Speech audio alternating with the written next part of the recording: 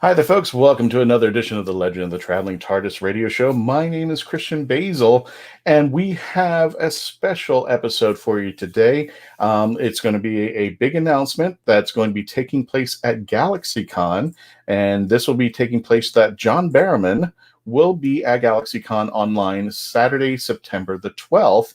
You can get personalized autographs and have a Q&A with John himself. So today we're going to have a whole tribute to Mr. Barrowman himself, the man who would be Captain Jack Harkness.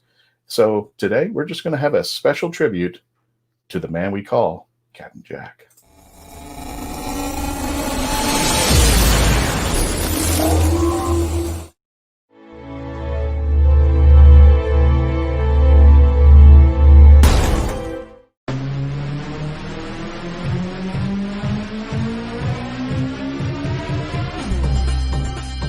My name is Christian Basil. Years ago, I had an idea. I got myself a TARDIS. Took it to new places, met a lot of new people, took some great pictures, and talked Doctor Who. From Krypton Radio and the creators of the Hanging With web show, this is the legend of the traveling TARDIS. Join me on my latest adventures and become part of the legend.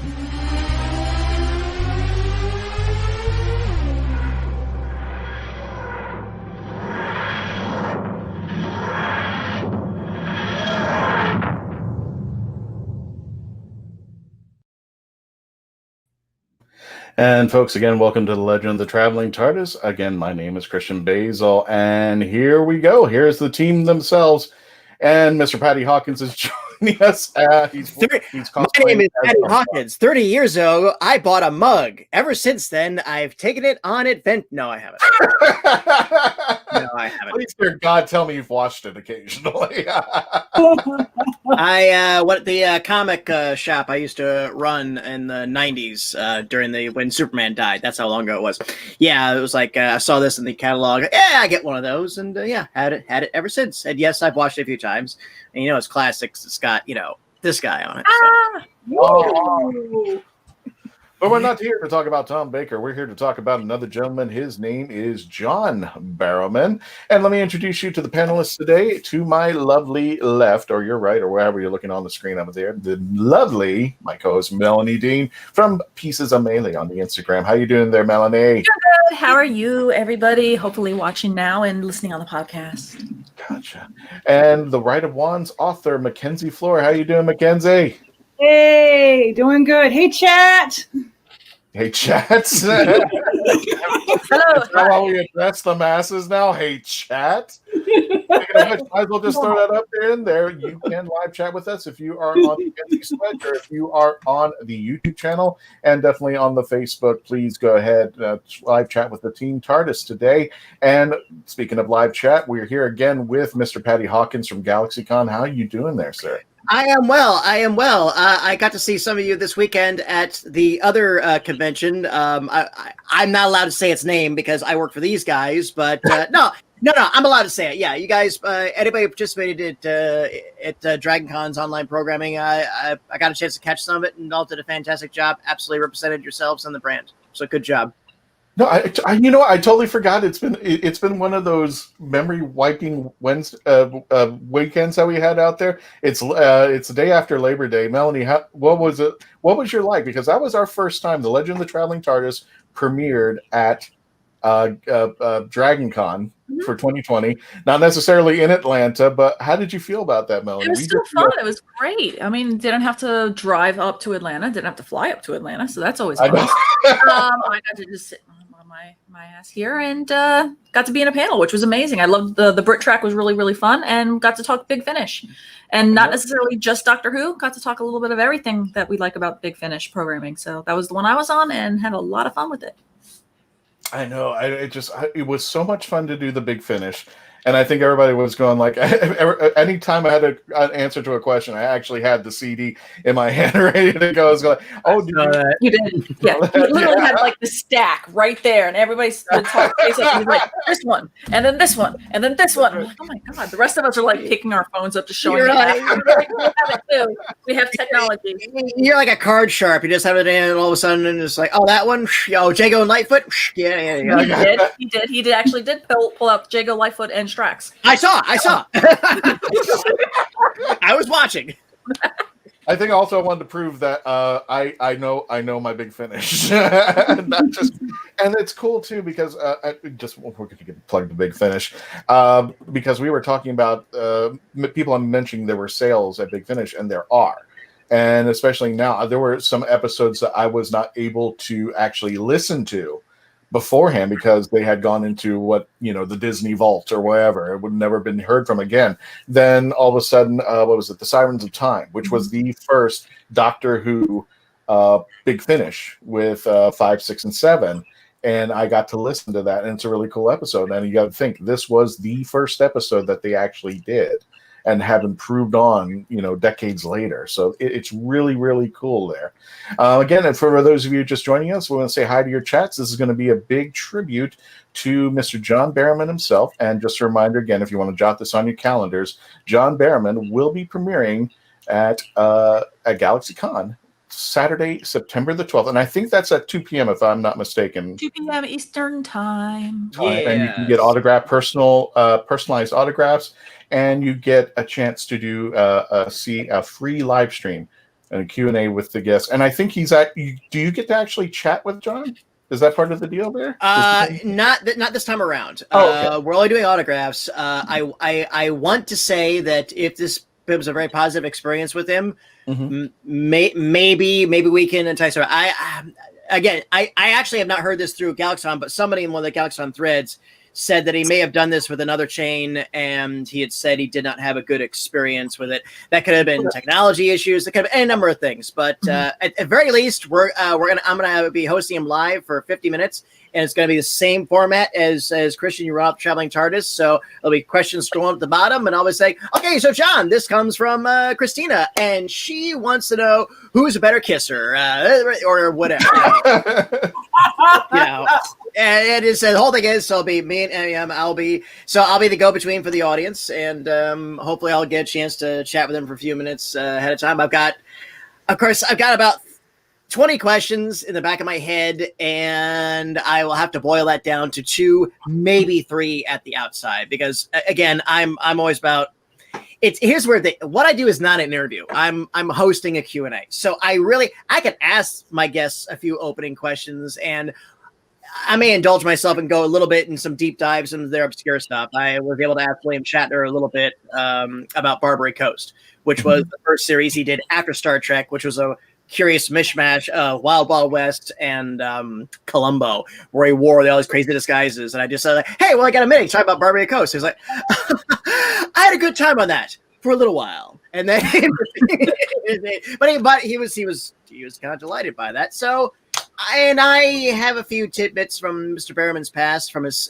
theater days that I'm hoping I'll be able to ask him about, and we'll see where it goes from there. Gotcha. I know once see some costume change, anything is possible. I can't guarantee anything, but he'll be wherever he is. I don't know if he'll be broadcasting out of his house or if he's on the road somewhere or whatever. I do not know as of yet. So we'll see. Armando on our YouTube says, I want to see some costume changes. And like, no, I don't know. Anything goes. Honestly, have you lay down on the floor and you can walk across? He can walk across you on the stage. There. Sure, but again, here's what is really, really remarkable about this opportunity that we've got is that it's a traditional Q&A. Unless I'm told radically between now and then, there's going to be an opportunity where, and if we've seen him live, and probably we all have, we know he doesn't do a Q&A. No. He comes out and he does a show. I mean, he sings, he dances, he prances, but that's okay because that's who he is. And he goes to the audience, he does this, and he gives this big, wonderful, wonderful outpouring of just his positivity and affection and his own gratitude towards the fans for embracing him for who he is and loving him back. And it's a wonderful 50 minutes at any show. Even if you're not a fan of him at all, I always tell everybody, it's like, John Barrowman is? No. Oh, let's see if we can get some standing room for his Q&A, and then you walk out of there. You saw you basically get about a 3-hour show, about 45 minutes. And it's absolutely wonderful, but nobody can ask him, hey, what's your favorite episode, or what's this, or what's that? And I know there's some other venues he's been able to do that, but the past few years he's really been focusing on the show. So this is a great opportunity to actually ask him questions and hear his no doubt incredibly entertaining answers.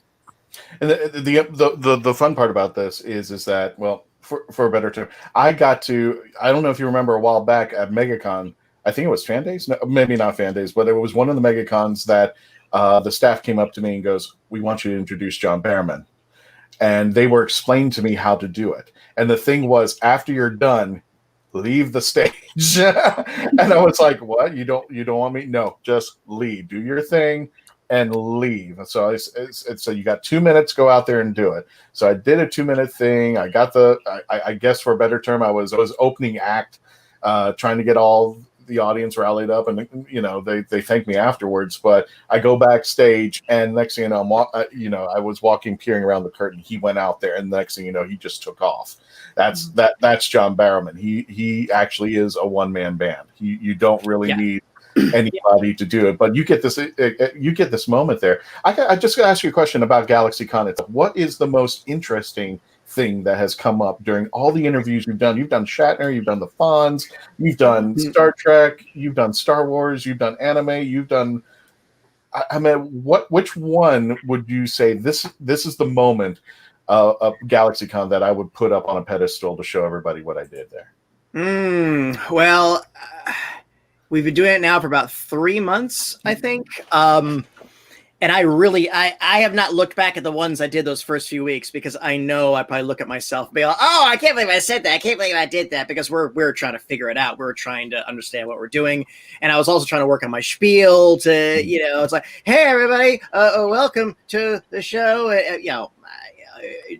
Again, we're trying to get our sea legs as it is. And that's from my personal point of view. Honestly, I think if I had to say, I'll say there's two that I can think of off the top of my head that I'm really proud of, and they're recent because, again, I feel like I've gotten better to the point where I wouldn't mind showing everybody this, and I wouldn't be dreading my end of it, regardless of it. The guests would be awesome. I did weirdly enough, they're both Deep Space Nine related. We did a big Deep Space Nine cast one 2 weeks ago, which was really remarkable. They gotten very comfortable with me, and I've gotten very comfortable with them. And it was just really nice. And we're just talking, just having a really good conversation. And again, this is what I really try to do. It's not about character and canon. It's about these performers or writers or creators as people and the job. That's the perspective I try to do with it. Because my edge is, I think the fans, especially in a live Q&A, they're going to talk about, hey, in this episode you did this, or was the makeup hard, or whatever. And that's fair game and absolutely valid. I just kind of want to say a little bit about you. If I'm on stage with Michael Dorn, I asked him about his flying. He's a passionate aviator. And we went down that rabbit hole for just 15 minutes, just talking about F-14s and flying with Blue Angels and the whole 9 yards. And he so apologized for it afterwards. Of course, he's 9 feet tall. It's like, oh, I'm so sorry. Time about that. And I'm like, oh, no. It's okay.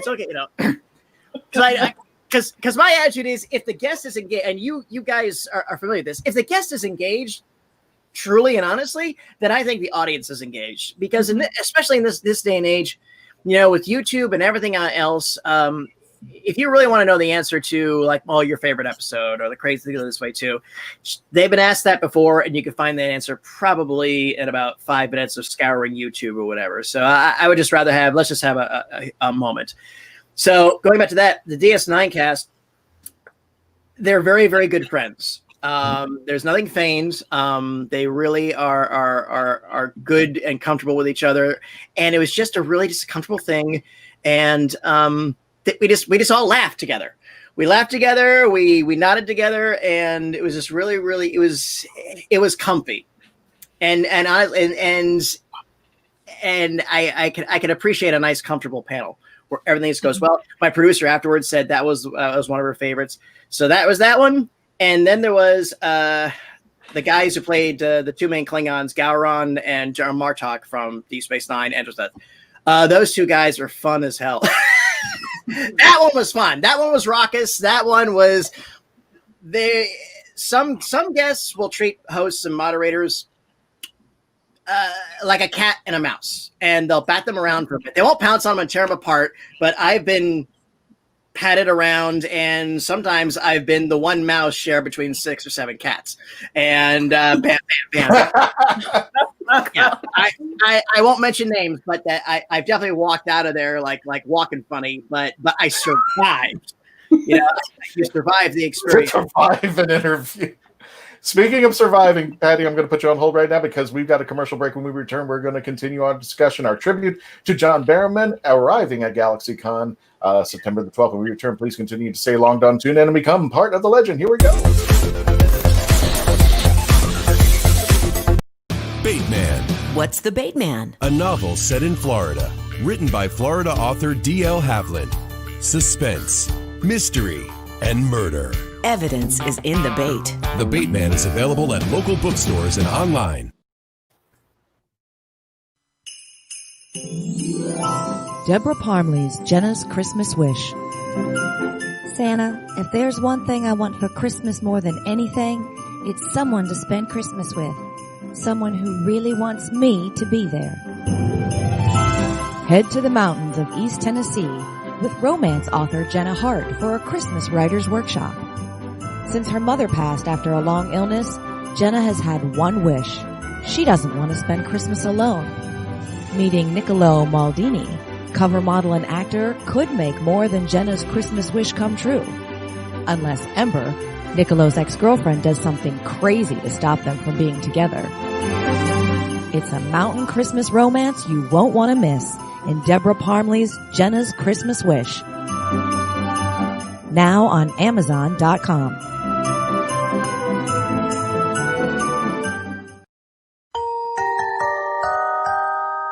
Jackie Sonnenberg's My Soul to Keep is a ghost story rooted in the realities of actual cults. When 13-year-old Sky Monroe arrives at her new boarding school, all she can think about is death and connecting with the afterlife. Soon she discovers her school's spirituality group, the Guardians of Light, and they have a secret. They can speak with the dead, and the organization is a cult. But this isn't Sky's only problem. The campus house where Sky resides is haunted, and even the ghosts have an agenda. They intend on getting the souls they want. Filled with mystery and intrigue plucked straight from the headlines, author Jackie Sonnenberg's research and attention to detail give this ghost story an even more eerie atmosphere. Find My Soul to Keep on Amazon.com today. And for those of you joining us live, watching this on the YouTube or the Facebook stream, you're watching this on StreamYard, and don't thank us. Thank our friends at Geek Insider. At Geek Insider, we foster relationships with those in the geek sphere so we can give our audience the insider view of entertainment, tech, and more.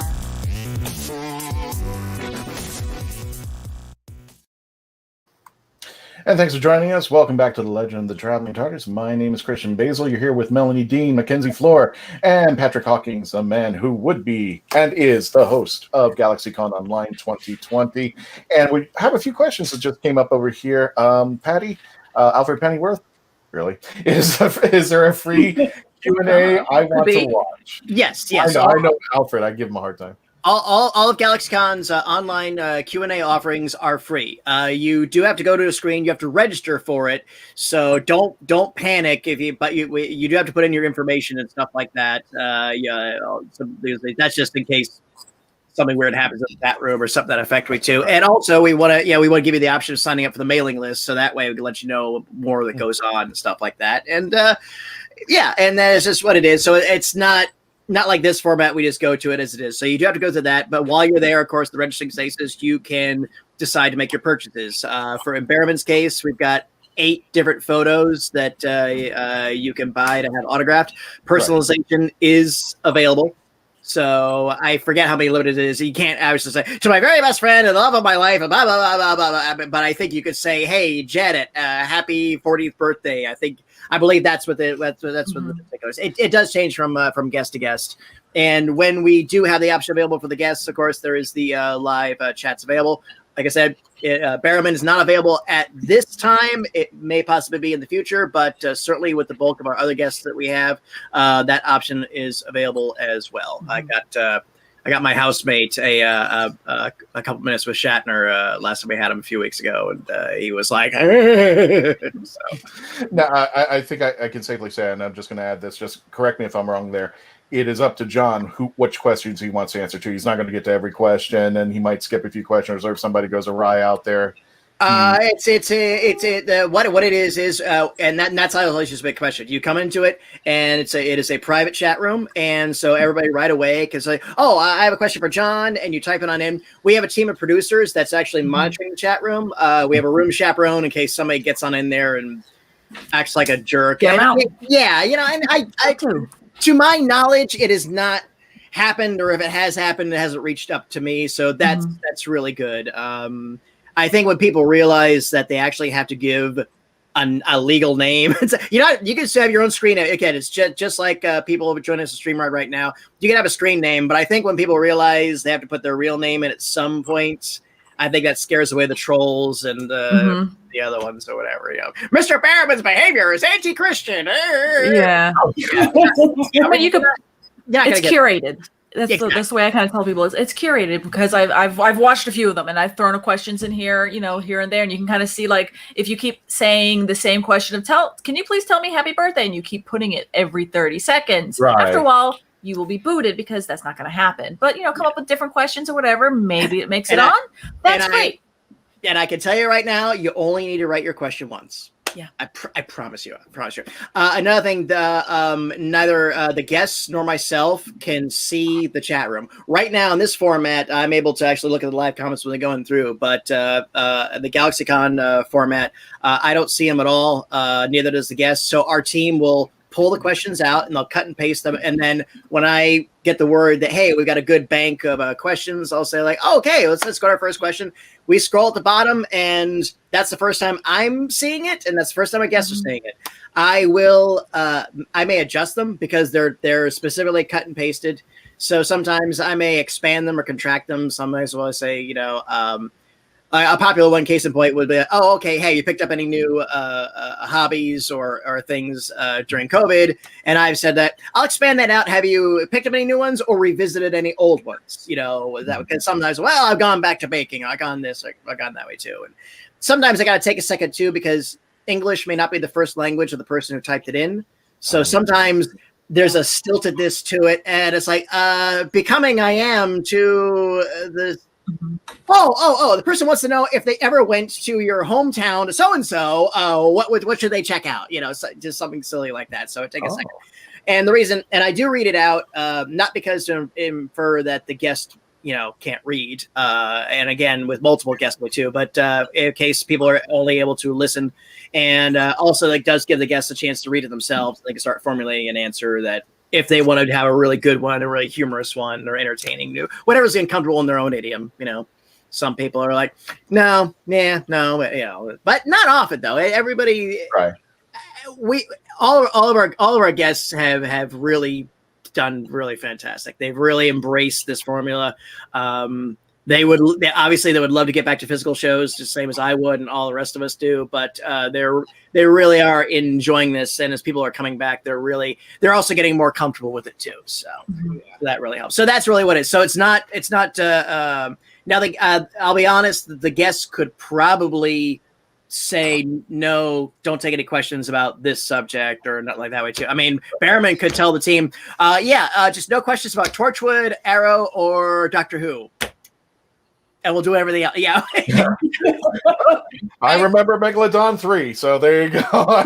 Yeah. And But that I famous highly line. doubt he'll do that. And I will honestly say I'll give your audience a couple of hints for asking your questions. It's a little actually it's a little easier with a solo guest that we can get a little more into character and canon. That's good. When we have multiple guests going on, sometimes it's a little harder. And obviously, if we have multiple guests, we won't ask questions about that. Like, I can't tell you how many times we'll do like a Dragon Ball one, and like, oh, this question is for Chris Sabat. It's like, nah, bro, we can't do that. You know, it's like so too. So my whole thing is this is what I tell everybody. The less narrowly specific you get your question, the better it is. If you ask a very, very broad question, if you hey, you know, this way too, it was just like you know, something that's like, hey, what makes you smile lately? Mm-hmm. You know, and then that, again, that's what we're all about. We're all about, hey, this is what you when I say that out, that lets the guest go down any particular road that they really, really want without disappointing the people who ask that question. I've been there so many times when somebody will come up to the microphone and maybe ask a really deep canonical question, and and I've seen the celebs, they try to pivot, they try to the way too, but sometimes it's just like, I'm sorry, I wasn't in the writer's room. I just got the script and I did the words and I just don't understand them, and that's that. And that's partially on me too, to try to deflect that or re-navigate that or reach the other way too. So I'll say this much. Positive questions, really sort of broad, open-ended sort of questions, and no requests. And I say this when we do the physical shows too. What is a request? Exactly. Can you say happy birthday to this? Yeah. It's like, oh, okay. While you're here on camera, can you sing us your favorite song? They can do this, or yeah, you know, or when they try to say, oh, can I go on stage and get a hug? Yeah. No. Sorry. It's funny.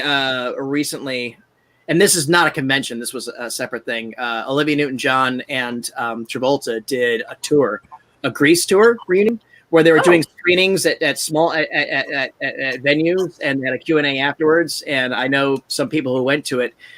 And I'm not sure if they had a host or moderator, but someone said, oh, can I come get a hug? And they were like, oh, sure. And then everybody else in the line was at, oh, can you do that? Yeah, the whole thing just got completely taken over by requests and not questions. And it's like, yeah. Panels I've ever been where the host or / moderator, when they kind of they start the show kind of doing the warm up by laying out the ground rules of please do not do this, please do not do that, and usually those kind of set the tone for the panel so that both the guest is comfortable and that you don't have those weird kind of awkward secondhand embarrassment while you're sitting there going, well, my speech always is rule 1 is exactly the amount of questions you get, you know, because how many times we see people go, I have 2 questions. Right? Yeah, rule 2. Yeah, I love those. Yeah, make a follow up. Make a request. Feel free to ask a question. Don't make a request. And I go on that list of what's a hugs, and I have a little longer spiel. It's like reading your spec script, doing this, sampling your homemade hot sauce, or getting your luggage and calling your home. Yeah. John Barrowman. I've seen people try to give food, and I've taken it as I'll give them to you later. And I'm like, candy from strangers. Sorry, they're going to be gracious. Thank you. We're at the table. And once you're out of my sight. And again, and I'm sure 900,999 times out of a million, it is innocuous and it is a pleasantry. But it just, in this day and age, you just can't. Oh, I've seen some people do like, oh, this is delicious. Thank you. You know, well, if it's sealed, if it's absolutely like somebody says, oh, I heard you like Kit Kats. It's like, I love Kit Kats, and they're sealed. That's fine. You know, I made homemade Kit Kats for you with my special. Yeah. I get the feeling that if anybody asked John Barrowman if you could sample his homemade hot sauce, that might just go out the window. Speaking of hot sauce, we have really no segue to this because I'm just lousy at it. We got a commercial break. When we return. Oh, do we have another hot romance novel? Yes, we do. We have plenty. Get ready. We've got plenty. We All love right. it. Got it. But we're there. Please continue to stay locked on, tune in, and sample our hot sauce. Alien invaders enslave Earth. Unleashing hunters into the ruined wastes. One young survivor struggles to elude their monsters, clinging to hope. When he's stolen off the planet by a sarcastic starship AI, they pit their uneasy alliance against a treacherous galaxy. Explore a whole new verse of barbarism and betrayal. Wonder and adventure. In the Scion series by Michael J. Allen. Beginning with Book 1, Scion Conquered Earth. Available in print, ebook, and audio on Amazon.com. Experience Samara's adventure as she imagines the people around her change into friendly cartoon animals right before her eyes. Journey with her in this poetic tale, My Cartoon Imagination at School. Hi, I'm Claudia Christian with some exciting updates in the Sinclair Method world. First of all, we launched our new coaching page. It's yoursinclairmethod.com, so you can go there and book a session with one of our fabulous coaches. You can also reach that page by visiting c3foundation.org. It's at the top of the landing page of the website. The second piece of news is Journeys is out. Woohoo! This book has been a long time in the making, and it is available in Amazon, Barnes & Noble, your local bookstore, and there's a limited amount of signed copies at c3foundation.org. So, get your copy of Journeys now and visit the coaching page for some wonderful support. If you're on the Sinclair Method, you can book a session with a variety of different coaches. Take care and be well. Now on Amazon.com, iCoin from author Jeremy Mosby. It's an alternate reality, and the leader of the planet iCoin is none other than Benjamin Franklin. When corrupt officials threaten not only iCoin but the Earth as well, an unlikely chosen one, Jeremy, must face dark foes to save the Earth and iCoin alike. Author Jeremy Mosby takes readers on a superhero's adventure through this compelling and imaginative alternate universe. Get iCoin on Amazon.com today. And ladies and gentlemen, welcome back to the Legend of the Traveling TARDIS. My name is Christian Basil, and that's right, that is Captain Jack Harkness back in the saddle. I'm hoping against hope that the rumors of him returning during 13's time are true. I'm hoping against hope out there. But I also wanted to show you some other pictures. This is actually the first picture I took of John. And Garrett David Lloyd, who knew about the traveling TARDIS, John Barrowman at the time did not. He actually was like, what do I do with this? And Garrett was just holding it, just trust me on this. And that's the picture that came out. So if everybody, for those of you who are listening on the radio show, sorry about that, but I'll have these pictures up on the traveling TARDIS. But it's basically Garrett and John taking the traveling TARDIS and pulling it apart from each other and screaming kind of in a weird way there. This is a picture everybody likes about John Barrowman. And the most recent picture I took, this one was just a nice one out there. This is John kissing the traveling TARDIS. And this one was a weird one because he knew about the traveling TARDIS at this point, and I brought it back to him. I was going to take a picture, and he goes, what would you like? And I said, honestly, I want you to give it a big kiss. And he goes, well, I don't know where it's been. And I go, John, to be honest, I don't know where you've been. So he goes, fair enough. And that's the picture that came out over there.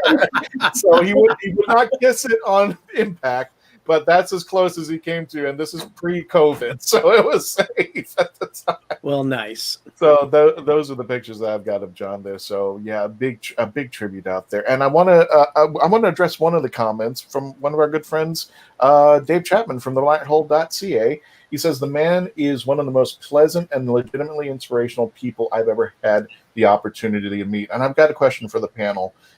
Melanie, you can start it off over here. When you hear the words John Barrowman, what comes to mind? What do you think about? Gracious, honest, effervescent. I mean, I'm just trying, for some reason, just picking single words right now, but that's kind of encapsulates him. He is who he is. You're going to see him. He's going to be on stage. I mean, in a way, he'll always be up in front of a fan. He'll always kind of be on stage. He knows he's on stage when he's doing a con. But you kind of get a feeling that it just is who he is. You know, he's going to be I would say, somewhat best behavior. He'll be on his con behavior.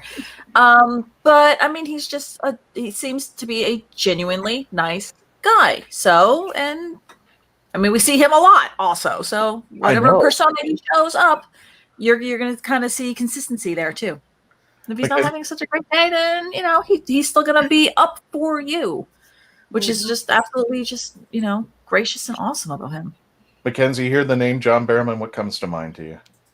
For me, well, I've had the pleasure of being at con with him 3 different times. So all those times, he's always been the same way. He's always energetic, enthusiastic, truthful, a storyteller. I love his stories. It doesn't matter what it is. He's always got a good story for the audience, and he can make you be able to laugh and cry, all that stuff. And especially when he comes up on stage wearing the different dresses and different costumes, that's just always part of him. In the chat room, Willow, our GalaxyCon Q&As are 100% and always free. Always. You just have to register the website. They are free. They're free to view. They're free to, and yeah. The autographs you have to pay for. But I will say much about the autographs. We handle everything. All you do is send this way to it. We send them all to the celebrity. They sign them. They send them back. They send it back to our headquarters, and then we send them directly to you. Now, the chat-to-chat one, if the celebrity happens to be doing it, that one is paid, which John is not doing that for this particular one. John is not doing that one. I'm hoping that we have a great turnout, and we show him the value of our format and how we do things at GalaxyCon, and maybe that can entice him to come back and give it a try with us and some of his fans here. So, because we've had I've seen the clips of some of the one-on-one chats with other celebs, and they're a lot of fun. There's some samplings of it on the GalaxyCon channel on YouTube you can check out. So, what do I think of when I think of John Barrowman? I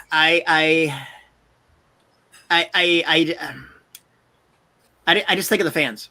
I just think you I don't even need to know that John Barrowman is there. If I see more than 2 or 3 Cap Jack cosplayers, I'm like, oh, Barrowman must be here. Yeah, because that's the way too. And I just also think that I think of my respect for the guy as a guy who's really taken the convention model and he's advanced it. He's raised the bar for convention guests. And I'm not saying that against the convention guests, but he gives value. Yes, he gives value. And I as a younger up and coming anime actor, and I've told him, I said, look at what John Barrowman does. I mean, he sings, he puts on the show, does this way too. You sing. I'm telling you, man. You know, look at him as a model for what he does. Because, quite frankly, a usual turnaround for a convention guest is about 3 years. They'll be at one area, and then you won't see them again for 3 years because everybody's about the stuff. John Barrowman could go back to the same show every year and still do the same amount of business. You know, nobody ever gets bored of him, and he doesn't get bored of anybody else either. So I remember at one con, he went there. He was scheduled for, I think, Saturday, Sunday, but he got there Friday, and next thing you know, he was at his booth. You were like, what? And at one point, one of my friends had asked, he's like, you kind of did the off the cuff thing of, you're here a little early, because I think it was like during load-in, like, you know, he was just kind of setting up. And he goes, yeah, I figured might as well, you know, maybe my lines will get cut down on Saturday, Sunday, and I can walk the con a little bit more. And he does. That man will walk up and down Artist Alley. I've seen him in Artist Alley kind of walking up and just browsing and stuff like that. So he does enjoy going to the cons too. Oh yeah, absolutely. There was one year that I went to a convention where, unfortunately, and this is one thing I love about him too, is that he's very much into social media. So this was a case where he accidentally fell asleep and he overslept. So therefore he missed his flight and wasn't going to get to the convention that particular day. So he got onto his Instagram and Twitter and the Facebook Live and was getting all apologetic, saying how he was going to be there. Well, he ended up getting there later that night, and he literally stayed till I think it was like 2 or 3 in the morning just for the fans, so that everybody would be able to get through it. It's just like, that's something you really have to admire, because a lot of times, a lot of actors, they're just like, they're like, oh, you don't hear much socialization or anything from them. It's like, it's really nice to see somebody who really cares about the fans. Gotcha. There. I'm going to add this comment because Willer Schuyler, and I'm going to promote her little gig, or her little podcast called Pillow Talk, which is part of the Hanging with Web show family. If you haven't subscribed, please go to HWWS on your YouTube media and subscribe if you want terrific content. There's a ton of us, Kitchen Killers, the Hanging With group itself, Saturday morning cartoons, Life with Thor, Lights, Thunder, Action, all these nerd culture. Back Talk with Bauer, yeah. We got tons of this, and Willow Schuyler is part of that team now. Willow says, I prefer seeing him in a sparkly Wonder Woman outfit. So, it is. Which is one of the, I don't know if it's the Wonder Woman per se, but I know some of the jumpers that he has, or the rompers that he's gotten them because of walking through a con. I know the girl who does them. So he actually, for the first one he commissioned from her from an expo and from the expo hall. And since then, she just keeps making it. So yeah, that just a little fun fact. Those outfits are a convention or a con exhibitor. I've seen him backstage, and it is interesting because before he goes on, he becomes an actor. Mm-hmm. In that he's kind of getting in his zone, and I've seen him seriously debate over which pair of sparkly shoes to wear. He's like,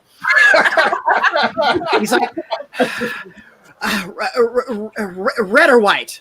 I mean, I have seen him because he can't make a decision, and he's not even like asking you what is specific. He's like, red or white, red or white, red or white. It's like red, white, white. So, white it is. Boom. Okay, then yeah. So I've seen him. I've seen him in that moment. So that's the amount of care, and again, it's interesting because he's in the zone. You talk to his people. You don't talk to him directly unless he talks to you. So I talked to his handlers and everything else. I've said only 2 words, but it was kind of interesting. Before I introduced him for the first time, there's just this minute and a half where it's just me and him backstage, and I started turning back to him, and he's got the Tardis dress on under the military coat, and he's just like, I mean, he's getting his chi going on. Mm-hmm. And then I started going to him, and I just sort of like give like a thumbs up or whatever he was beforehand. And then he asked me, it's like, can you see the dress? And I'm like, no, you're good. It's like, okay. And he's like, okay, that one button's undone. He was like, and then he was like, oh, he's like, oh, it's supposed to be. I'm like, okay, good, then you're good. And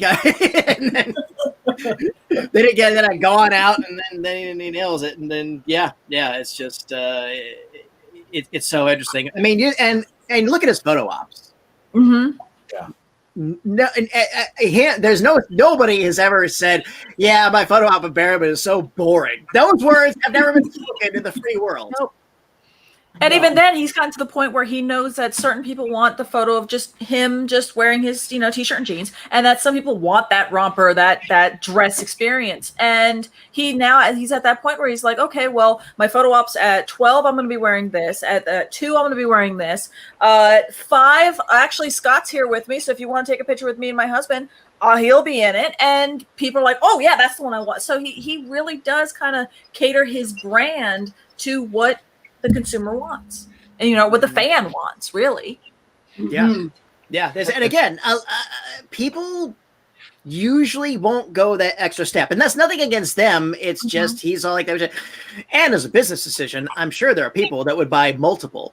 I'm sure there are people that want him in a romper and they want him normal, and then there's probably a fan too that, hey, yeah, I want him and his other half.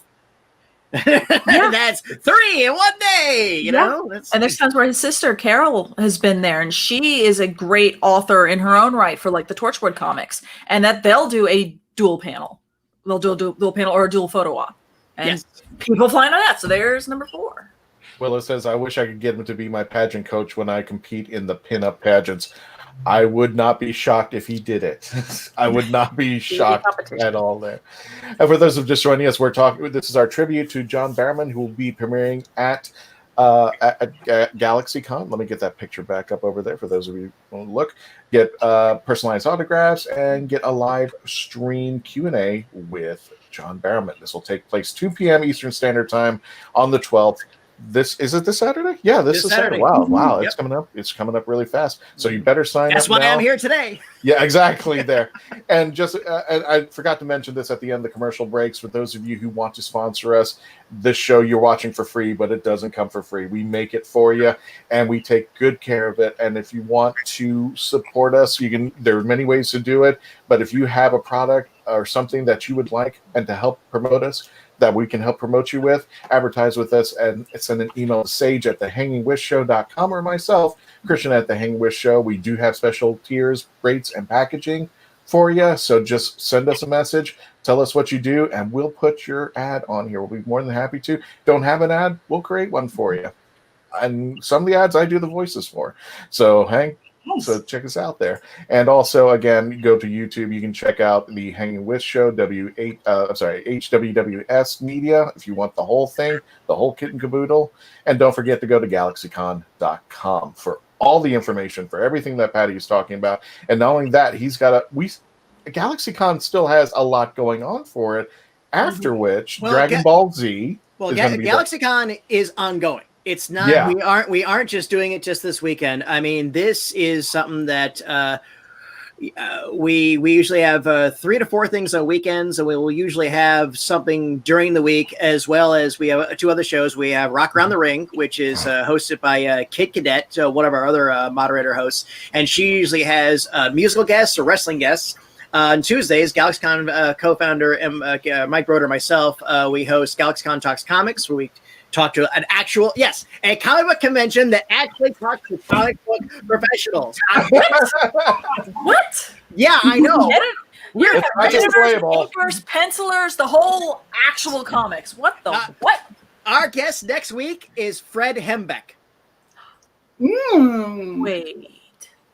Did he just do? Wait, hold on. I'm trying to remember which run I just saw him at, because I go to Emerald City and I saw something. What was it?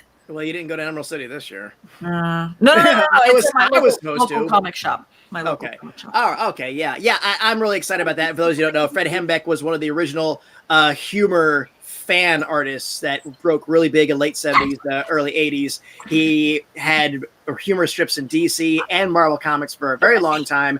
And I'm just very excited to sit down with them and all that. So we have anime guests. And this is another thing that I really like working for this company. They really care to cast a really not only cross fandom, but also I'll say cross generational.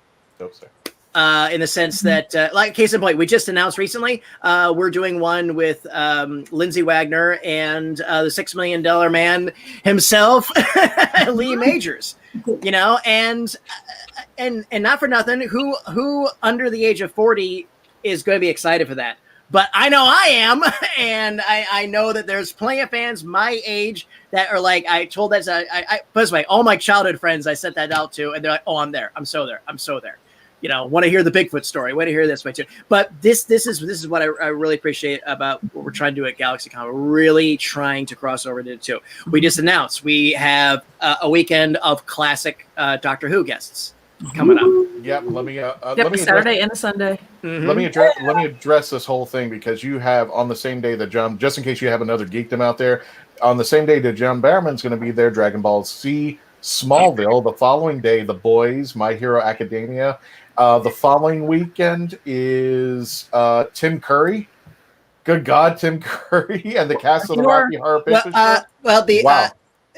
Tim Curry will be available for one-on-one chats and autographs. He will not be a part of the Q&A. But the Q&A will be the Rocky Horror, but I think is that the one Meatloaf's on?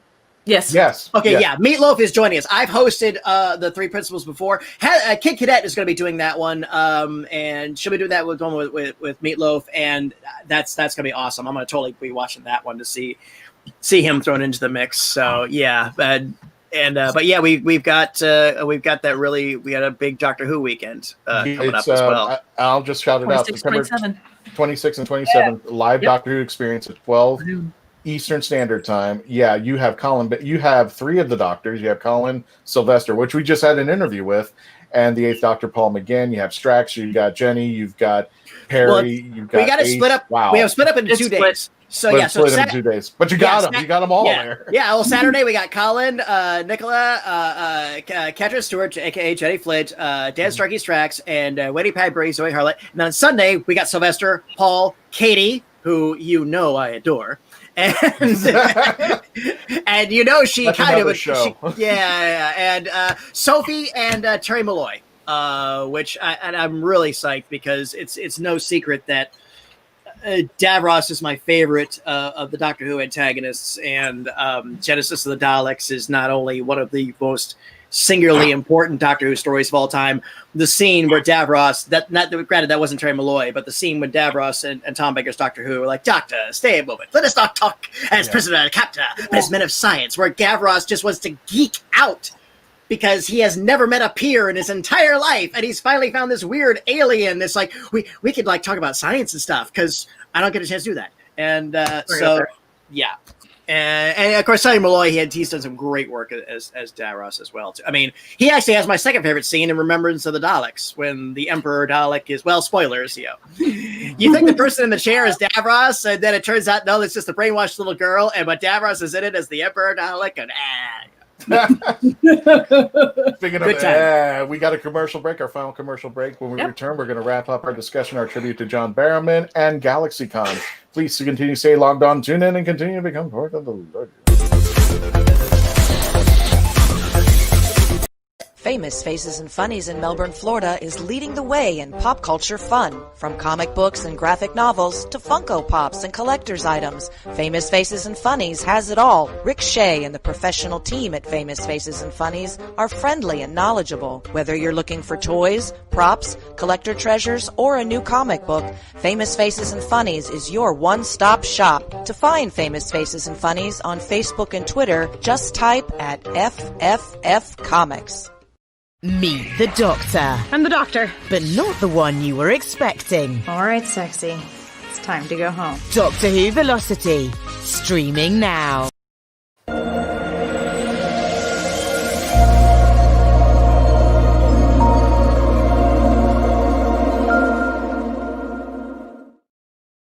If anything you must understand, it is this.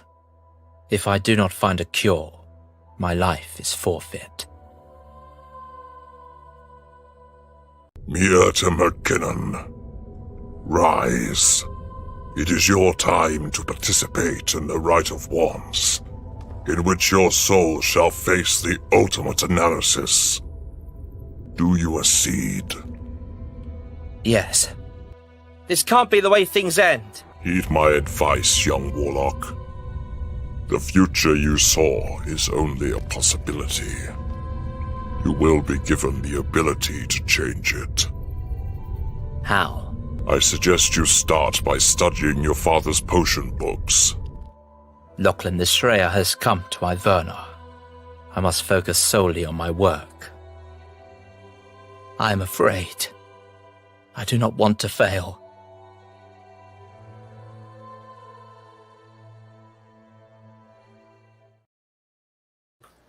And the Rite of Wands, written by me, can now be picked up at all major retail locations. Specifically this month, it is on the ebook is on special on sale for $1.99, and you can get a copy of it at http://riteofwands.com. Well said, Mackenzie. Get your book, The Rite of Wands. I thought that was an actual commercial. That was an actual commercial. What is that? I was like, dude. Oh, hey. Speaking of commercials, Patty, because there's no good segue over here. Willow continues and says, Patty, I'd love to hang out to you over coffee someday. I can be found at Coffee Shop of Horrors Mondays, Wednesdays, and Thursdays from 2 to close. The problem is you have two locations now? Yes. I'll be found in the one at Mount Bird. There's another one up in I'm drawing a blank. Tardis. I think it was their newest location. Yeah, that's the newest location. That one is a beer and wine license, so knock yourselves out. Once in a while, I will work at that one. It's 30 miles away from my house, so I was just I told Nick, I love you, man, but I can't put 60 miles on my car every day. Well, especially not when Mount Bird one is like it's right there. Yeah. Well, the problem with Willow is she's in Canada, so she's got a bit more than some mileage out there. But when you're down here, you got to check out the little coffee shop of horrors. I love. There's one that they have like a caramel mix. He's got really one. I actually had my closet. I forgot them. Which one?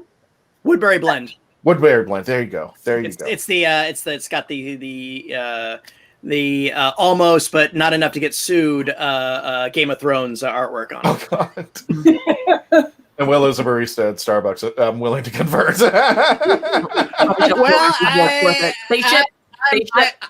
I'm firmly in my 50s, and I did not expect to become a barista at my age. But like I said, when the world went upside down, and my day job performing at Disney is that there's no auditions because there's no stages because whatever. So hey, it's okay. Hey, anybody doing just okay is doing awesome. Exactly. Mm-hmm. Absolutely. And we got about 5 more minutes before the end of the show there, folks. So I got one question for each of our panelists over here. You're in front of John Barrowman. You've got one question to ask. So just pretend that you are part of the Q&A. Melly, what would be that question you would ask John? You get one question. That's it. I need prep time. No. I mean, that's like saying, what pose do you want to have when you have a photo? No, you need to prep for that stuff. One question. Yes, because you don't want to. It needs to be good. No, I can't. No, I can't improv that. Sorry. Oh. It's just like, okay, I have one question for you, and I have subsections of it. All right, Mackenzie, let's see you. You got one question for John Barrowman. You're sitting down there. Well, for me, and right now it'd be a question that I wouldn't want to ask because I'm sure 50 people in front of me have already asked that question, is when is Torchwood coming back? I know. Well, it's in Big Finish right now. He's been doing a lot.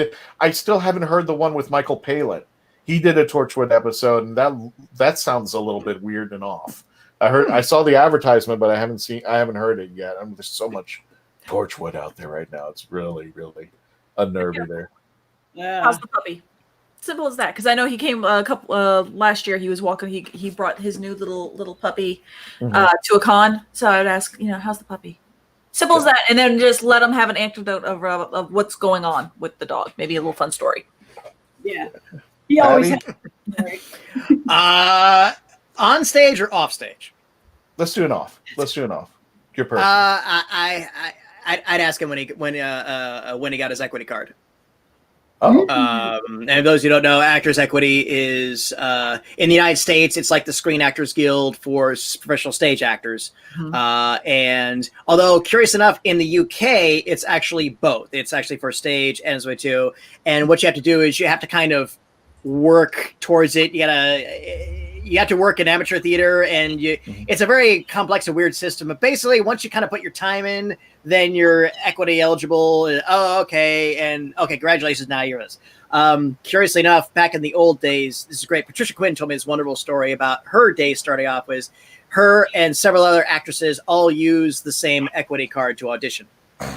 And when they would say, but they would say, "Oh, that's my stage name. My real name, the one you write the checks out to, is Patricia Quinn." If she, and back then, for telecommunication and everything else, you could get away with stuff like that. Mm-hmm. Yeah, I just love that. That's amazing. I wonder, do they have anything like the Taft Hartley over here, where you could be like a background 3 times and then you can kind of get your SAG card? I don't think so. I think I see. Here's the weird bit. As an equity Disney performer, you're kind of backdoored in. The second you get signed to a stage, they immediately say, "Okay, here's all the stuff you want to sign up and blah blah blah and all that." So it's very curious and not as well known in the acting communities as people think. But for me, though, it's always been a great icebreaker. Because I'll just say, well, I'm an equity actor, etc. And then the celebrity's like, "You're equity?" With a little bit of suspicion, like, where did you hear that word? It's almost literally like, how do you know about that? So, and then we can talk shop for a little bit. And again, anything that'll make them as comfortable with me as possible, as opposed to, I've seen every episode.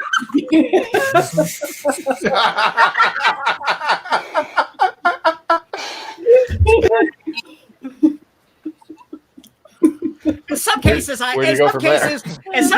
have, but close to the vest. Gotcha. Patty, we got a minute left, so here's your thing. Please let people know where you can find it. I put GalaxyCon.com is probably the best place to do it, but where else? Absolutely. Where else could they find it? Could they go to the Facebook page? GalaxyCon.com. It's information. You can find listings on all the social media. And if you want to check out some of the stuff we've done before, GalaxyCon has a YouTube channel, so you can see some of the stuff that we've done. You can also see lots of stuff from our live shows, our programming from that, our costume contests. A lot. You can see the depth of the programming both in our online format and in our physical format, and you can see. Again, we really try to cast that wide net. We really try to give a little bit of something for everybody, as well as daytime content, family-friendly content, and some stuff for the big kids later on at night, and Barrowman in a dress. Yeah, well, a lot of people dress. But the main thing is that I would love for this audience out here to come and join us because not necessarily all of our panels do make it on YouTube.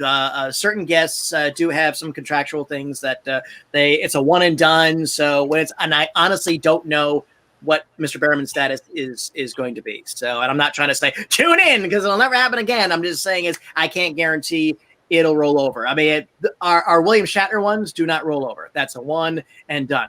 Which again is just like, no, really, I've been on TV with William Shatner. Sure, you have, Yeah. So, but yeah, please join on in, and I'm hoping it'll be a lot of fun, and I hope you'll join us, and I hope I can be reading off one of your questions to him. Well, folks, we got to end the audio version of this show. Thank you so much for joining us. For those of you who are watching us on the live feed, the after party is about to begin. Again, thank you so much. Go to GalaxyCon.com for all information, for all updates, for everything, to watch Patty perform his hosting duties. And we want to thank Mike Broder for bringing Patty over here and just bringing GalaxyCon to life, because it's been a phenomenal ride, and I don't see that ride coming off anytime soon. Again, folks, please continue to stay safe, wash your damn hands, and continue to become part of the legend. Thanks for joining us.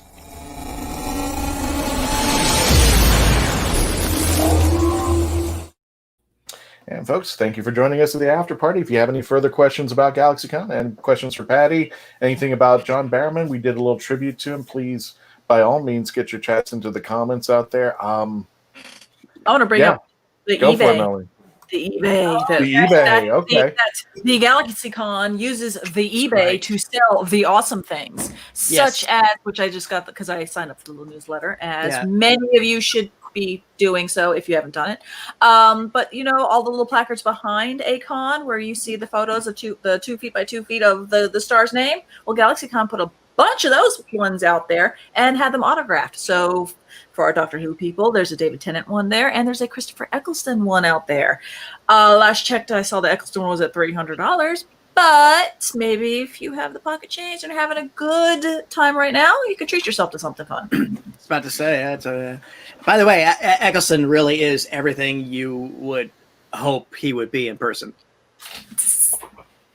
And the thing is, I wouldn't have held it against him if he wasn't. Mm-hmm.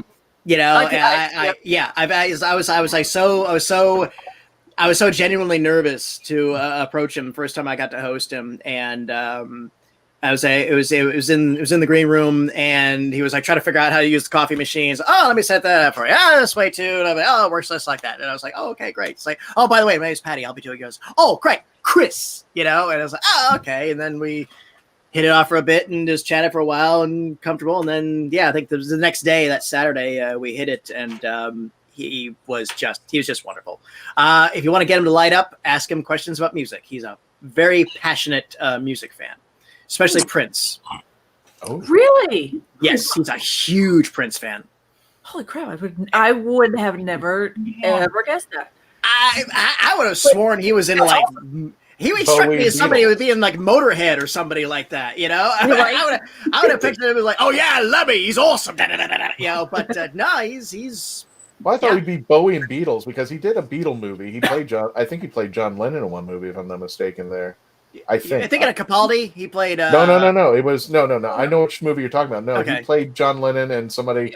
I could have sworn the girl who plays Tosh in Torchwood was Yoko Ono. It was.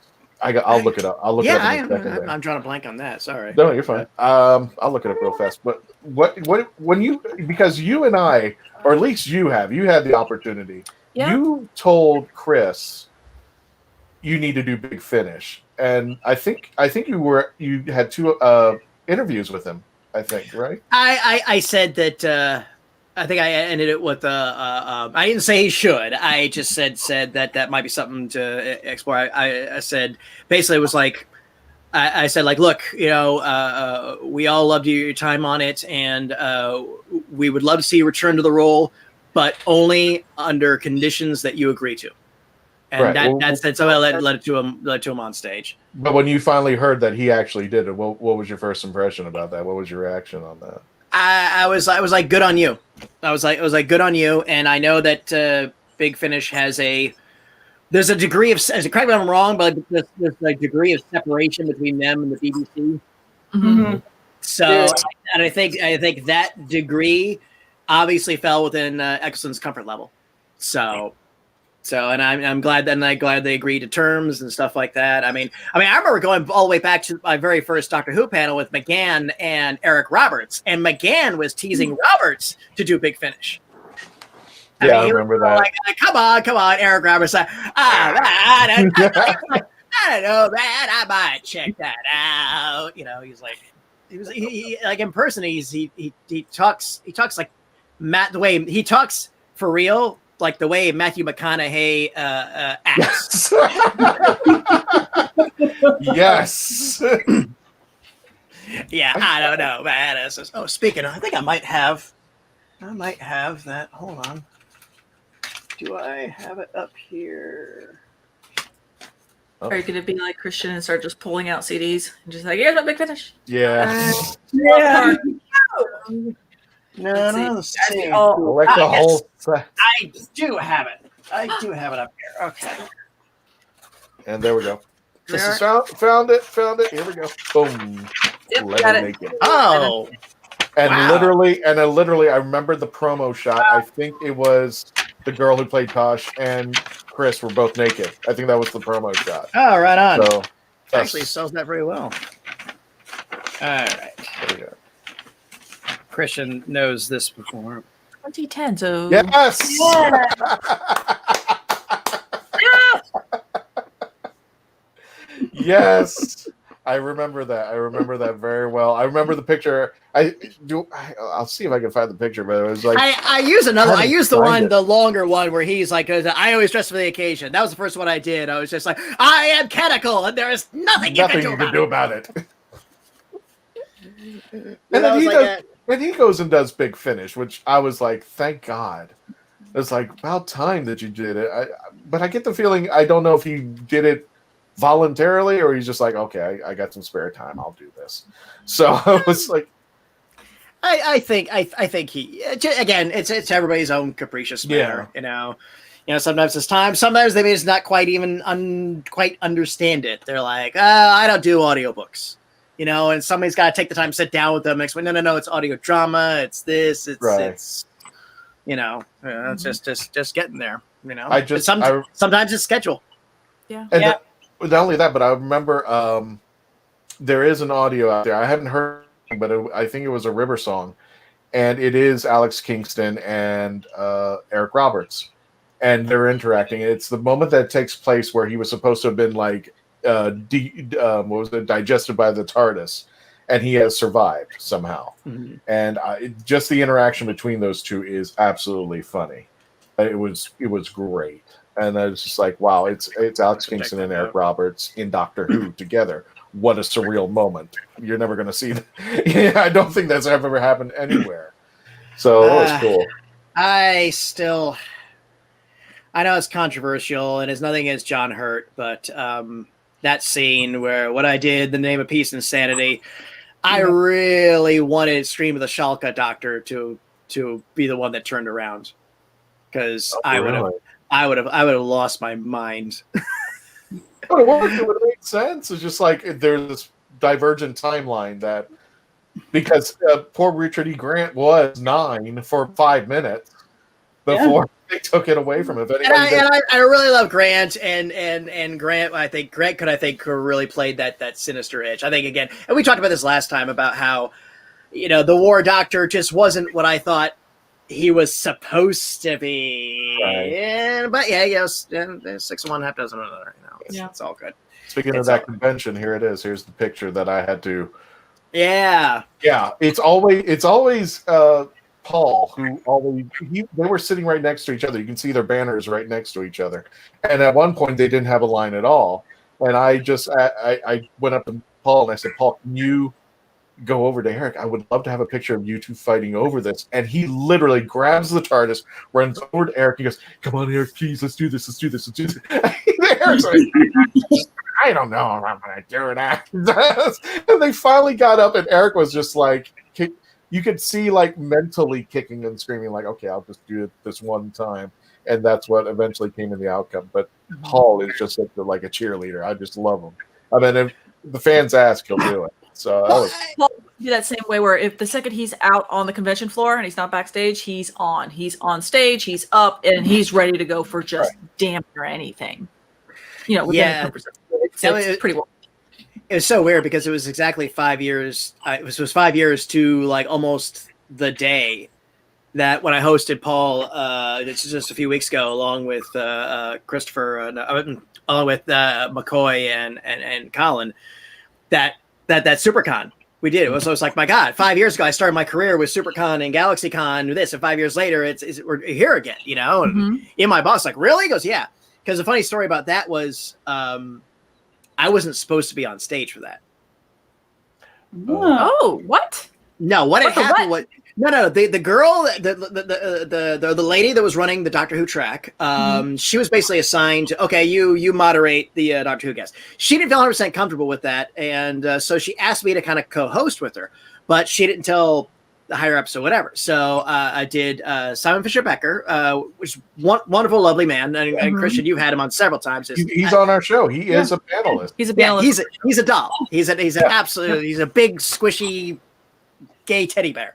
And then the main stage one was it was Eric and Paul, and she asked me to go on up there, and she asked me, could you write some questions for me? I was like, yeah, sure. So I'd sort of, and I was still trying to figure it out, and I still haven't seen it. I know I took way too much time. I should have turned over the questions, but things were pretty good. I had some funny minute moments. He talked. Paul said a throwaway line about being in Queen of the Damned. So like, oh yeah, that's right, Queen of the Damned. Have you met King of the Gypsies? And Eric Roberts like, oh man, you go way back in my career. So it was fun, but she didn't tell the higher ups. And then backstage it was everything. I think it was everything seemed well, no complaints.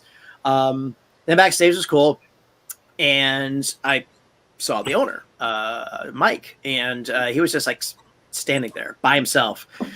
And I was like, I know of this guy, but I've never actually met him. So I walked up to him and said, you're Mike, right? He goes, yeah, I just want to say thank you much for the opportunity. And Julia is let me know too. And he's like, oh, okay. And then after I left it at, walked away. And then it wasn't until like 2 years later, we're hanging out in his office, and I was like, hey, first time we met, were you pissed because you didn't know you were going to be on stage with my guests? Oh, hell no. Where it's like, first time I saw you, I was like, who the hell is that on stage with my Doctor Who guests? Well, that's how it works. That's how it works out sometimes, because MegaCon Fan Days was the same thing. It was, and I don't want to say the name of the person who had me go up and interview Paul, but it was one of those things where everybody on the staff was like, and the person who was talking to me, I won't say the name, but because that person's still working, but the person came up to me and said, none of us know anything about Doctor Who, and you are the experts. No, so, you were the best fit for that. Yeah, and it just went up on stage, and Paul, and one of the things I wanted to make sure was to mention Big Finish. And Paul was so like enamored. He was like, you know all this stuff? And I've been listening to it. And he goes, and after a while, he just turned to me and goes, you know what? You should be a salesman for Big Finish. They should hire you. I was like, yeah, fair enough. It was it was but it was just like that was one of the best compliments because it's like, well, I did my job. I wanted to get your name out there for people who didn't know and make sure that they knew that that was your bread and butter at the time, because I don't know if you were doing anything at the time, but he was happy. He was ecstatic. And I got to thank Patty at the time. I think you were the one who got me the hat. Yes. Yes. We got for those of you who weren't there at the MegaCon, it was the week after his birthday, and he had already celebrated a birthday at a con. So when I was asked to host Paul McGann, I said we want to make it something very special for him. So we got him a birthday cake. I got him a traveling TARDIS, put on the birthday cake. Happy birthday to Paul. And then I said in traditional Florida type style here, and we got him. And there is a picture somewhere out there on the traveling TARDIS with him wearing a Mickey Mouse hat and his name on it there. So that was just amazing. But those are the things and I'm sure those are the things that you remember the most about. The nice thing is that he also said at the end, "Who wants some of this cake?" And he was actually cutting out pieces and handing them to the fans. Oh, yeah, I had pieces because he was just cutting. He's like, "Who wants cake?" And he was just dishing out cake.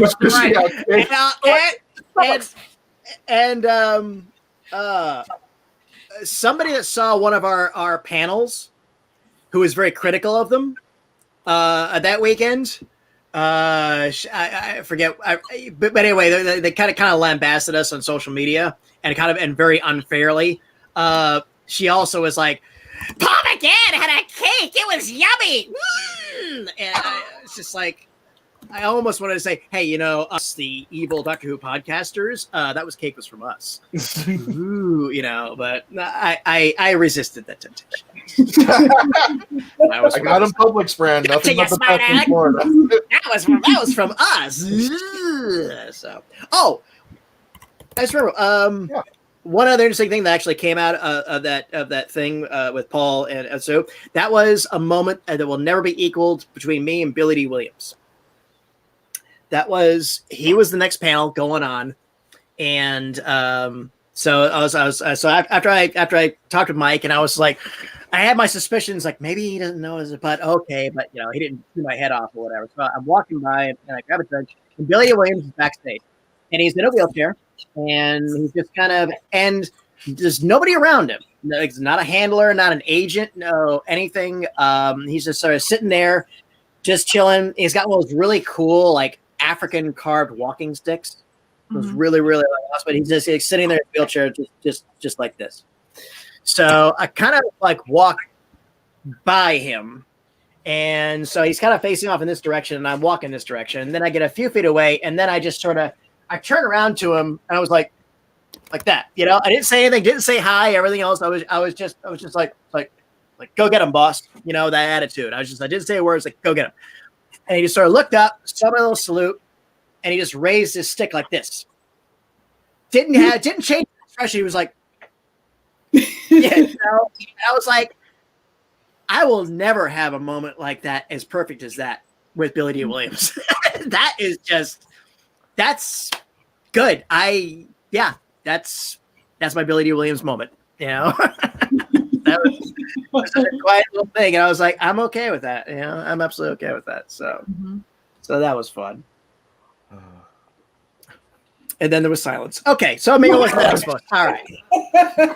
I just remember what was it one year that we there was one year where they had all these Doctor Who celebrities on at MegaCon, and they all canceled out at the same time. And the only thing Doctor Who that was Doctor Who related at all was us, you and I, and a couple other people helping out. And that was it. And I mean, it was nice to see actually we had panels that were standing room only. Because unfortunately, they were coming to see 4 celebrities that all canceled like right in a row. All of them, or yeah, it was. I think it was all the Ponds.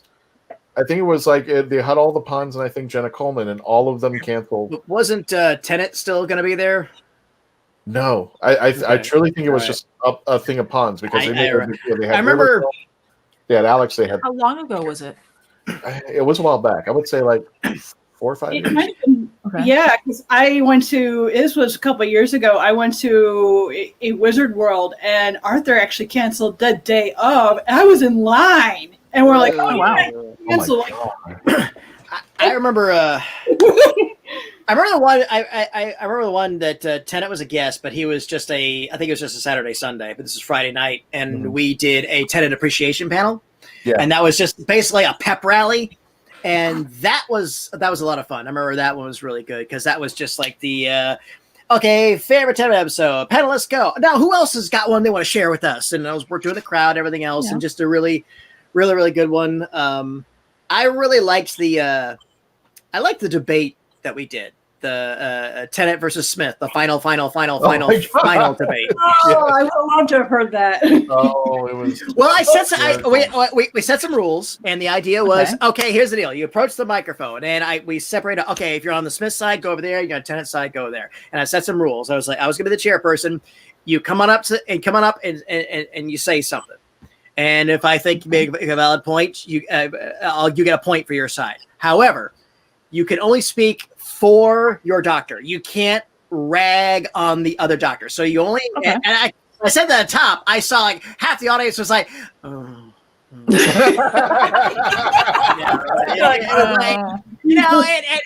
not from like disappointment, but it was like, oh, I gotta change everything, Yeah, their strategy just got thrown out the window. Like, hey, come on, what doctor wears Chuck Taylor's? And if correct me if I'm wrong, but I think when they did the separation, it's like 2/3 of the room went Tennant, 1/3 went Smith, or something. We had like an uneven number. Yeah, so we're like, I don't know what we do here.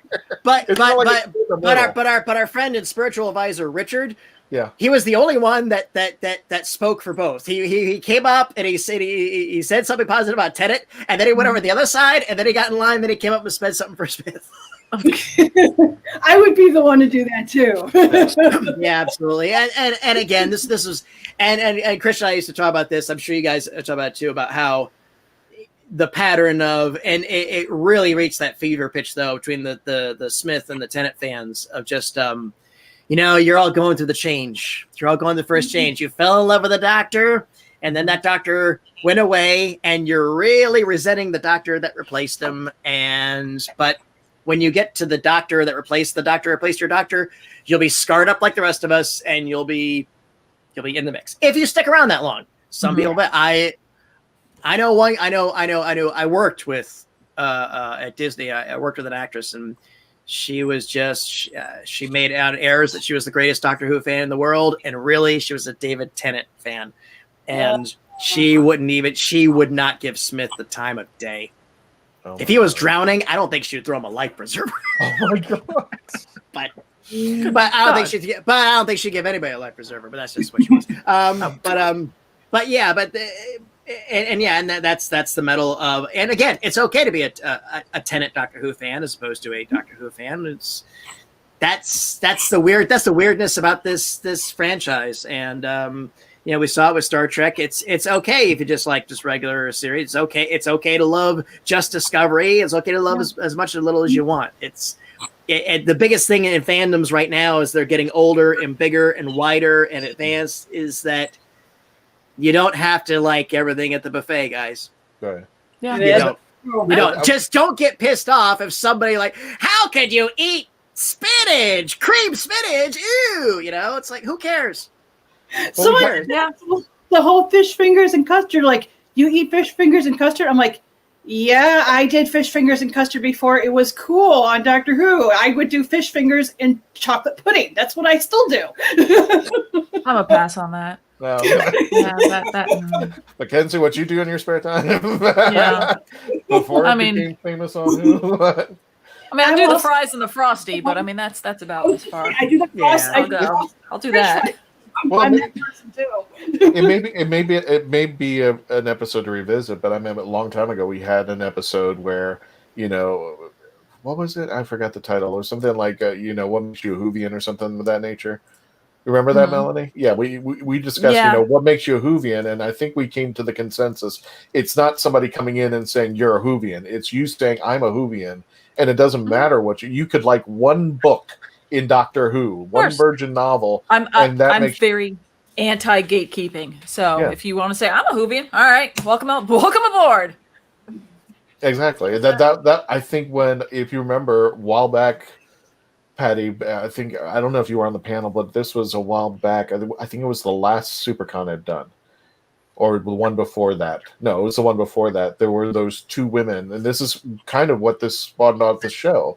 There were two women in the back room. Yeah, you've told me about it, but I don't Yeah. think I was there for that. Or was that the one I showed up late and was like pissed drunk? Maybe the latter. if that was the Capaldi weekend, I think that was the very last one. And yeah, it was like late Sunday night, and at that point, I was finally like, okay, everything's done. It's like, please give it. I hear you've earned this whiskey. Yes, I have. No, it was the two women in the back. They wouldn't say a word during the whole panel. They were afraid to even put up their hands. They weren't, and they waited until the end of the panel. They walked up to me and said, "We want to talk to you. We trust you. We want to, we don't want Jodie Whittaker as the doctor." And I said, "This is really unfair that people can't just express their opinion and not feel that they're going to get ripped apart." And I said, "Give it a chance." Okay, yes, because I went back next year. That was the year that I was with I can't remember her name. The puppet woman. Oh, Kathleen David. Kathleen O'Shea David. O'Shea, yeah. Wife of Peter David, writer of stuff. Gotcha. But when we did the panel, those two girls were in the back. And I did the questioning again. I asked who enjoyed, do you enjoy Jodie? And their hands went up. And I'm like, okay. But we gave them a chance. That's all I could ask. And I was like, and it was the same thing that I learned from you. If you don't like what's going on, I give you 3 episodes. You don't like what's going on. She's going to be out in 3 or 4 years. I'll see you when you get back. So that's the thing. And I think we've kind of lost that in the universe. Willow says, I think I've joined all the Doctors so far. From what I've seen, they bring something new to each character, and they have their own charm. Yeah, oh yeah. I agree. Except Peter Davison, because he took away Tom Baker. How could he? Yeah, I'm still pissed. He doesn't have curly hair or a scarf. He's got a celery. But I will absolutely cop to it. I had serious antipathy to Peter Davison. So that's one thing when I talk to people about your doctor being taken away, I'm there. I'm there. I'm with you. It's like, and trust me, if you stay in the mix and you keep going, go back. 10 years later, I really revisited Peter Davison, and I really was like, okay, I was my feelings were colored. Yeah, I mean, sure, time flight, but Earthshock, there are more good Peter Davison stories besides Earthshock and Caves of Androzani. There are more than just those two. Yeah, Modern Undead. I liked it. I know it's an acquired taste, but I liked it. I mean, I'm never a fan when somebody comes after the Doctor himself. I prefer the Doctor to be the fly in somebody's ointment and screwing up somebody else's plan and stuff like that. Yeah, but that's a question of taste. That's what it is. I like the Turlo stories. I like the Light and the Dark Guardian of the White and the Dark Black Guardian.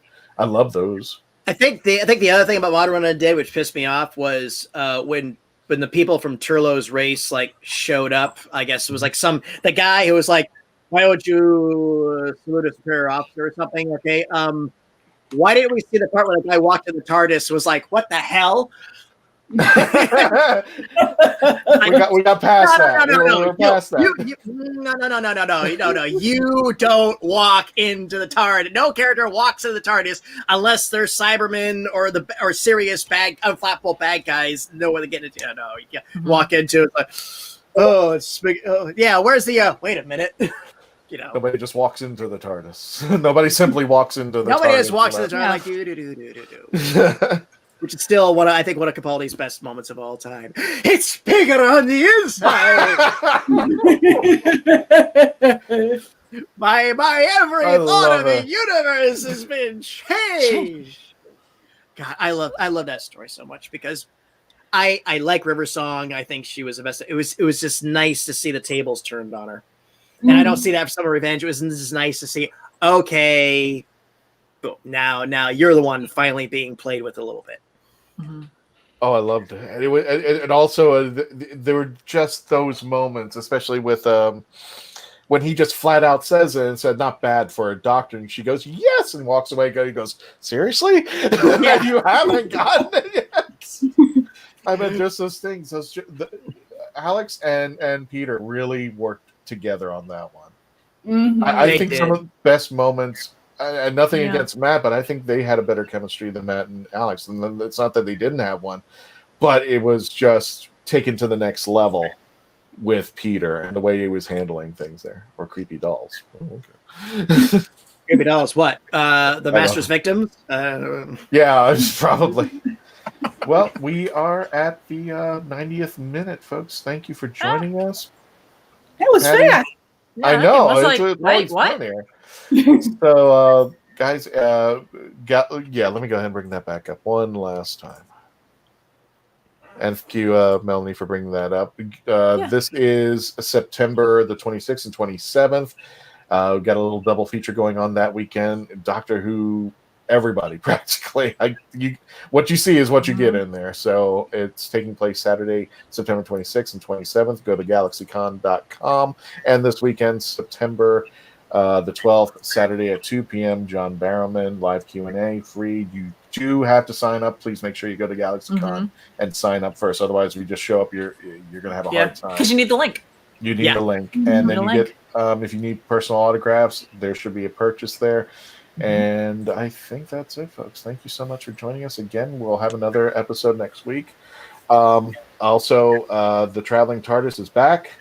And he's going to be traveling again very shortly. He will be traveling. I promise you. There's going to be new pictures. Yep, he's going to be going out. He needs a mask. Yeah, he does. We got to get him one. It's going to be interesting to get him a mask. But he will be traveling again. And we're also, all of October, we're doing specials. Oh, thanks, Willow. Thanks for another entertaining show. Thank you. We're going to be doing Halloween from October 1st, the 31 days of Halloween for the Legend of the Traveling TARDIS, all the pictures that you come known to come and love. We're basically turning the Traveling TARDIS into one big Halloween fiesta with movie clips from Doctor Who, favorite movies like Young Frankenstein, music. It's just going to be a plethora of just Halloween stuff that we're going to be doing, and we're going to have old classic clips. Unfortunately, we don't have a Halloween Horror Nights or anything, but you're going to see some new spooky stuff with the Traveling TARDIS very shortly, and some of the classic stuff that we have out there. What's up? Turner Classic Movies for the month of October. They always do a celebrity of the month. So every Monday they do a whole marathon. And for October, it's Peter Cushing.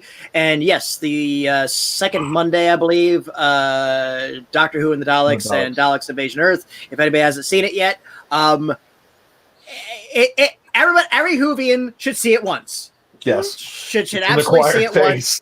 It's its own parallel universe Doctor Who bubble, you know. Yeah. But I remember when I heard about it and they finally showed it at my local market, and I was like, I think the only thing that really irked me was the fire extinguisher blasters. That was it. Everything else was. I was like, yeah, I can go with this. I'm cool. That and calling him Doctor Who. Yeah, he's Doctor Who. He's human. Yeah. He actually really has a granddaughter, and what was it? Oh yeah, and the theme song is not the da da da da da da da. It is just a really like bad '60s acid trip. That's all I can say there. Even the intro has that that glowy thing, that bubble lamp thing or whatever. You know what I'm talking about, right? Lava lamp. The lava lamp like, intro. It just really is just like you're expecting that theme song and it goes. I'm like, yeah, what the hell is this? What am I watching? It's not Doctor Who. An attempt. That's what it was. It was an attempt. I would really like to see that the TV series somehow pay homage to Peter Cushing's Doctor and somehow make it almost canon. They did. They were the Paradigm Daleks, and I'm still. I'm You like you're the all taste of a rainbow bunch doll. of Philistines for not going along with it. You like the Skittles. You like the rainbow flavor. I didn't care. I was just like, okay, this is different, but now I got to buy this now. and I did. I don't know. Like I said, if I ever have the opportunity, I'll still explore the eternal Dalek. The idea of because the yellow one, because it was only one. It was like there was the Dalek Supreme, which is the white one, but they also said Dalek Eternal, which was kind of, and they said early on they were inferring it's like the equivalent of a Dalek Pope, and they left it at that because they were like, well, if we have to use it later on to explain something or whatever, but they never went through that trapdoor, so why not? Right. Yeah. I'd rather somebody explore that than try to explain the Valiard or the Morbius doctors. We can see where that's brought us. Power Ranger Daleks, I guess. Yeah. Where did Melanie go? Okay, look, the regular Daleks are fine too. They do need maybe I don't know. I wasn't sure how I was gonna like the Paradigm Daleks, and then I saw them and it was just like, okay, they are Skittles, but I don't know. I'm so happy with the new design that was used in Dalek. I don't know. It's just like the one that looks the one that was used in Revolution, which looks like a Dalek on Slim Fast. I kind of do like. I kind of did like the Dalek was made up from the ground up, but it was just and it had missiles that came out of the Dalek bumps. Yeah, just some really weird stuff. But it was just like, I don't know. He's got Slim Fast on, but hey, it's to each their own. There, I cosplay Elvira too. Okay. Oh really? That's it. Well, she wants to meet you for coffee, sir. There you go. I don't have a passport, so there you go. Neither do I. So Willow, you're gonna have to come down to Florida. Well, when you live in Orlando, like you and I do, yeah, we have the advantage that most people end up in our neighborhood eventually. Exactly. Almost too much. I can't tell you how many people I've known that I haven't seen in a while. It's like, hey, we're here for Disney, what, and like right now, and like just like drop everything and go join them for dinner or spend the whole day with them at the parks. I'm like, I need like a week. Heads up, guys. No, that's a fair, because I have relatives who, and I used to have a friend who would come down. And he would go, "Are you available this weekend?" I'm like, "No, I already got things planned out." And he would be driving, saying, "Yeah, well, I'm heading down there. We got the family. Just let me know what day." I'm like, "I'm going to a convention, dude.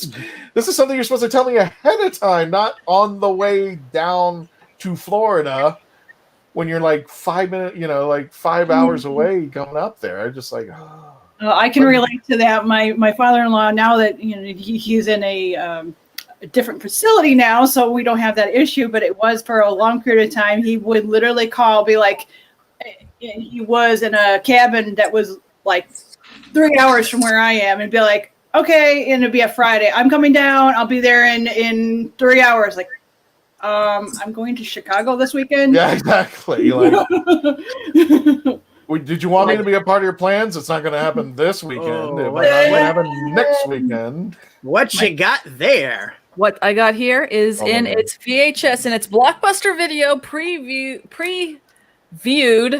glory. What's that say? Daleks Invasion. Oh, yes, nice. it's the Peter Cushing one. Nice. I'm a sad VHS collector, so yeah, there's my Peter Cushing. Yeah, no, there's not. I know some people, I think I myself included, I think I still have a few things on VHS that for some weird reason I can't, I feel dirty if I throw it away. I was just like, I don't even have a VCR anymore. Well, hang on 1 second. Hang on. My VHS, the VCR is gone, but I have a ton of the VHS. I just have them. It's sad. I still have one that's brand new in its wrap, the 5 Doctors VHS, because I just can't get rid of it. Yeah, I covet this thing. I threw some stuff away. I did throw some VHS stuff away a while ago, and unfortunately, one of them was a Roger Moore movie, Folks, which I actually had him autograph, and I'd forgotten about. It just ended up in the wrong bag, and I was just like, oh. You want to see something obscure? I mean, really obscure, and I can't throw it away either. Over here. Oh, good God! Wow. God. Yeah, exactly. The Zero Imperative. Oh God! Now she's going to go get her VHS copies of The Stranger. It's going to be like the Big Finish panel all over again. Okay, let me get all these big finish stuff. Yeah, I just love the fact that I could actually not only talk about it, I said I could show you that I actually had this. I'm not just looking at my rear. I've actually listened to this there. I don't know if I can bring that camera over. I think you'll have to. Let's say, oh, this is just gonna get weird. Oh. Nah, won't fit. Damn it. Oh well, I get to see my art room instead. All right, putting you back before everyone throws up. Oh well. Oh, that's too high. Here you go, Blue. No, Back it's home. just literally the case of everything. Oh, jeez. Yeah. I still have a few I think I still have the Doctor Who TV movie on VHS. I don't think I've got it on CD yet. Two VHS. Well, again, I autograph. Who knows? I always recommend everybody watch the McGann movie DVD for the extras, because the extras are amazing. The journey that it took, you realize how much of a friggin' miracle it was that it got to begin with, and just how much the BBC still throws McCoy under the bus. It's like that one beastly woman for the BBC. It's just like, we don't know why wanted to use Mr. McCoy. After all, he was the one who killed Doctor Who. I'm like, what are you talking about? I'm not. It's just all the crazy stuff about how, like, we were gonna remake it. We're gonna start it off, and the Doctor was gonna leave Gallifrey in search of his lost father. Ooh. I remember that. Oh my god. The plan was, and they were gonna remake. They were gonna cherry pick and remake best story. So they were gonna redo Talons of Wang Chiang. And some of the other classic ones and stuff, and I was just like, the Doctor doesn't.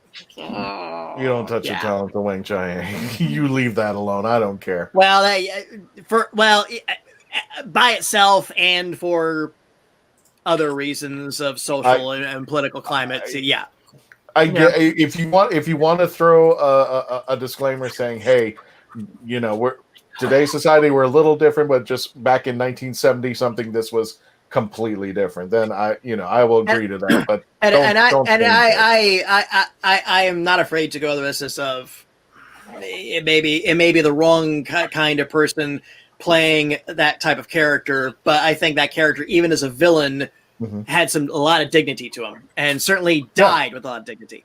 For especially and a lot of sympathy too, especially since that this guy was doing some really villainous stuff for Magnus Greel, the butcher of Barcelona. There we go. Nice. I'm pathetic, but yeah, for those still watching, let's see if it can zoom. It probably won't. Not very well. And I was still hoping for someday that they were going to do a fourth Doctor figure in his Talons Wang Chiang garb, and it never happened. Oh yeah, that would be. They've never done it yet. No, I would have that, and for Leela and her little page boy, I'd kill for a box set. Yeah, a box set of them and Jago and Lightfoot. That would be a four box set. I would have bought that day one. But I'm not sure. Who is it? Still Underground Toys, right? I think so. Yeah, Underground Toys has it here, and is it B&M has it overseas. Yeah, but they're not, as they just I know that I just saw recently they showed like some new ones, some new classic ones. I'm like, there's no way to get them over here without paying direct from UK. It's like there's no US unless you know somebody over there that can ship it over, or if you're going over there, for vacation. And even well, Christian, if you have any listeners over in the UK that really want their question for Mr. Barrowman asked of him, people. No, I will not abuse my authority. and again, I don't have any authority. It's a whole nother team, and they just shuffle, and whatever I get. Well, we can put it this way, but if you feel the urge to ask, we're encouraging it. I forget what it was, but whatever it was something that I was mildly curious with. I don't know. Fell behind on it. Also, they changed the scale a little bit. Instead of like 110 or something, they went to like a 111. It was like, put it this way, the caretaker Tom Baker figure is just a little bit out of scale with all the other ones, which drives me insane. Oh my god, it is. Yeah, I never noticed that because it is. It goes. It went from 110 to like 19, I think, and I'm like, this for me that makes it incompatible. Because I'm a huge action figure guy, and they have to. Yeah, you can't have the carrot. Yeah, no, it's gotta be. Yeah, it's gotta be the right height. Well, they gotta be in proportion to each other, otherwise it just looks wonky. That's probably especially if you hold him up against another Fourth Doctor and he's not really. Yeah, I mean, there's some superhero ones I can place them. Okay, the bigger ones that are 1/7 scale as opposed to 1/12 scale, I can move them a little further in the back so to the perspective. But but the caretaker figure it's just big enough to piss me off. Yeah. Nope, I get you. Yeah, I'm so sorry I pointed that out to you. Now you're gonna see. Because it's something my husband must have noticed because he is over on that shelf, but all the other figures are on that shelf. And my husband's very much he's the one that taught me when we go looking at action figures back when like McFarlane first started making McFarlane toys. We were there the freaking Walmart 2:00 in the morning looking at paint applications and then looking for variants and then looking for what was the short box. And so I understand. And that's the one thing about getting like an import. I can't tell what the paint application is going to be. So I don't know if there's anything wrong with the nose or if there's anything wrong if the eye's off or I want to be able to do it. I would go nuts. Yeah, McFarlane actually. And McFarlane just got the DC license, and he is driving me crazy because all of his DC stuff is larger from all the other superhero lines. And that's actually specific because his attitude is that, well, if my favorite character is Batman, then Batman should be bigger than everybody else. I'm like, no, because if you're setting up dioramas or scenes, or just go with the freaking. If you're a child and want to play with them, they're not going to make sense. Or a child playing. Yeah, you're doing it for an adult, but still. Yeah, I'm just sort of like, but it's okay though because all he's doing is Batman related stuff, and when Mattel had the DC license. I loved it for DC Universe Classics because they're Golden Age characters. I mean, for crying out loud, I have a commanding. And I have figures that I have the Metal Men, and the original Doom Patrol characters I never thought I would have, and I'm like, yeah, I'm good. So, Melanie is going to take up. Yeah, I am. I'm literally eyeballing the Curator and a Fourth Doctor right now. Because it's kind of close together, and I'm trying. Yeah, I'm so tempted just to like crawl over this desk to get over to it. But by the same token, I don't want somebody to get the license to start all over again because I do like that line of figures. It wasn't the best, but it was the best we've got so far, and I'm willing to say, I'm good with you guys getting the license and keep going. I don't want to have to start off all over again, and I don't do dolls because I can't stand cloth. To me, it's like I like rubber and plastic capes. Thank you. No, I get that because a cloth sometimes if it's not right, especially the type of thread they got to do. I mean, I'll be honest, I do like Big Chief stuff, but lately I'm not so happy with what Big Chief's doing sculpt wise. Like I'm seeing like some of the prototypes come out. I'm like, oh, that looks amazing. Wonder what the run with the paint application, and then it just changed. Yeah, that's not worth. If they really do, $100. Put it this way, the Hasbro stuff, 1/112, if anything's real cloth, it's like ugh, because they look like they're wearing camouflage netting because the thread count is just to their wrong as this too. As opposed to I only have 2 Hot Toys figures, but that's all cloth. I have the Adam West Batman and the Burt Ward Robin. and that's cloth because they use the highest quality stuff. And I swear, if you stare at them long enough, you can see them breathe. A friend of mine says, like, those are not dolls. Those are homunculi. Oh, that's gonna make a comeback now. Gotta be a hashtag. I think of the D&D old photo of what a homunculus looks like, and it's like peering around there's like a tree or something, like peering around. Yeah. Alrighty. Well, Sorry. We're getting up to the second hour, and I know we need a break. I'm gonna go get my big cheap stuff. No, that's for another show. So we want to thank all of you for joining us, and we are now up to the original Hasbro Bumblebee. No, I remember. No. This is the masterpiece. Oh. But I have fire in the other room. Nice. But he's yellowing, and I'm so tempted to. There's no formal announcement yet from GalaxyCon, but I'm holding this figure in my hand, and he's a Generation 1, and I'm just gonna say, stay tuned.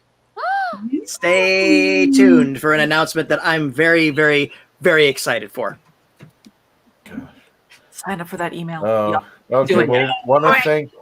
We're up to 37,349 Facebook subscribers, and our goal at the end of this year is going to be 40,000. And if you all send in just $1, yeah. If you all just send in $1, we might be able to get David Tennant to come on for 5 minutes. And you can all have a question; he just won't answer them. I'll get one question. All right, we're done. Thank you all for joining us. We're going to be back next week. Wait a minute. When are you and Mackenzie doing Ian's show? When's that? That's like 19th or 20th, somewhere in there. Great show. We're doing basically just a show, and we're going to be talking about the showrunners. We're going to be comparing about the showrunner of New Who showrunners. So there's only 3. That's kind of what was posited to us, and we're like, all right, well, we'll grab that and run. Give me 20 minutes to research, and I'll talk for 3 hours. It's cool. So we'll keep you guys posted. But Melanie, Mackenzie, and Dave will be on the squeeze. I guess he calls it the squeeze show now. He calls it the squeeze show. The squeeze show. Okay. Podcast that Ian does. I'm looking for it now. Yeah. But just to recap, he's doing this as a charity at the 24-hour run from beginning to end, and our team Saturday the 19th going through to Sunday the 20th. Keep in mind that this is Greenwich Standard Time. Yeah. And keep in mind, they're not there for the whole 24 hours. just Ian. And you go at Twitch for the full 24. Maybe I get an affiliate on Twitch. Just saying. The good thing is he's over there and we're over here. We're going to be like late night programming for him. For us. Like when you tune into Jerry Lewis Telethon about like hour 23, and he had been up the whole time. So, well, ladies and gentlemen, here's something for you young people. Charo. He's like, these are the jokes, kid. He made it in 2 days. His pair piece has made it the whole length of the whole day show. Oh, poor guys. Hey, hats off to anybody that does marathon broadcasting or whatever. Or even just organizes it, Yeah. And he's doing this for charity. Twitch is a little bit easier to do that because that's expected a lot of times. And a lot of times it's for charity work too. So it's like Dr. Spaghetti is in the perfect spot to do that. Yeah. Nice. All right. I will just ask my friend Maya, please bring your friends so that we can get affiliate that day. How's that? Yeah. And we're having some really great stuff in October.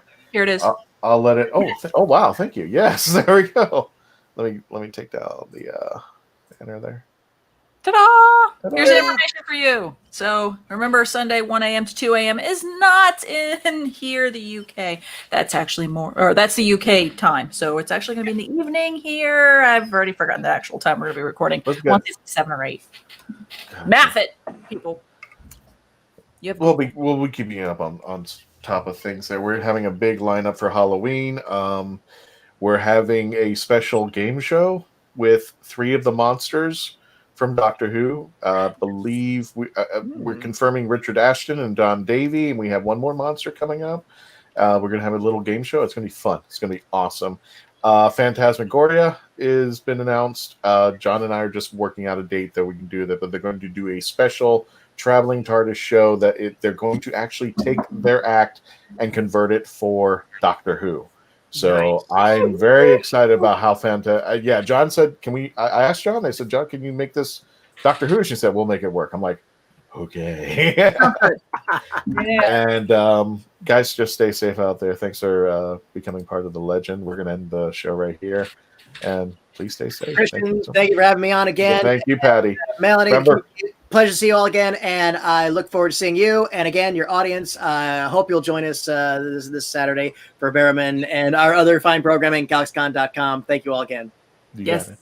Thank you, folks, and have a great day. Become part of the legend.